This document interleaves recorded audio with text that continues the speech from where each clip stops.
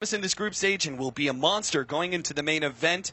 Still, though, Evil Geniuses will be the victors here, 2-0. See what our analysts have to say about this series and EG as a whole.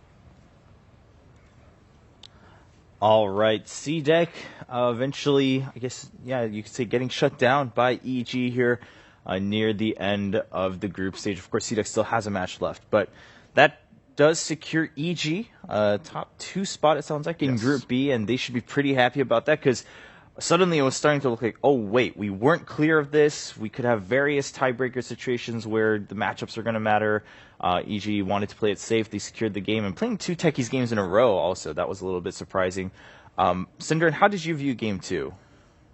I think, so once again, the Techies, once EG get a good grip on the game, it seems like C-Deck have difficulty playing against it. I still feel like they do a good job. Like it's very clear when you watch this game, or both these games, why C-Deck are placed high in this group. Like they are playing really solid Dota, and I think a big part of what separates these teams from the others is, first of all, they obviously get drafts they're comfortable with every time. I don't think in this series there was no bad draft, and their execution in the team fights, how they move for each other, make space, and just generally approach engaging without overcommitting it's very clear that they have a good assessment of how to go in. And for one team, you've got the Dragon Knight, who's very tanky. For the other team, you have the Shadow Fiend. And then all of the play happens around those 2 heroes, of course, with Gyrocopter being the secondary carry for the Dire.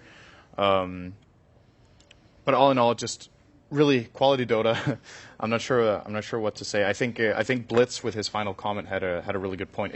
At the end of the day, it comes down to the net worth difference between the supports, because all the cores were really farmed, but EG just ended up getting more out of the map with their Techies.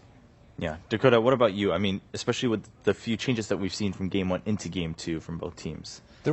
Even though there was some changes done on the side of C-Deck, and I agree, they still put together a good draft. These are comfort heroes for them. Their cores still farm up. Yeah. They look sharp. They get their BKBs. But again, EG seemed to find a way to exploit that.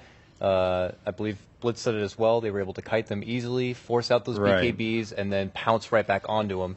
And this is all happening at the back end of the game where they're trying to just get out from their baseline, but Owie's there, building up a foundation of ridiculous techie mines and stasis traps, and that is almost infuriating, I'm sure, to C-Deck. And we saw even when they were making the draft, maybe we're put off a bit. They still seem a bit, kind of discombobulated about what actually just happened there in that series. Yeah, I mean, it looked like they were saying, all right, well, if they end up picking it, at least we took the Tusk, so we shouldn't be too worried. Cinder, and you gave them credit for handling it well the game before, so it looked like they wanted to try it again.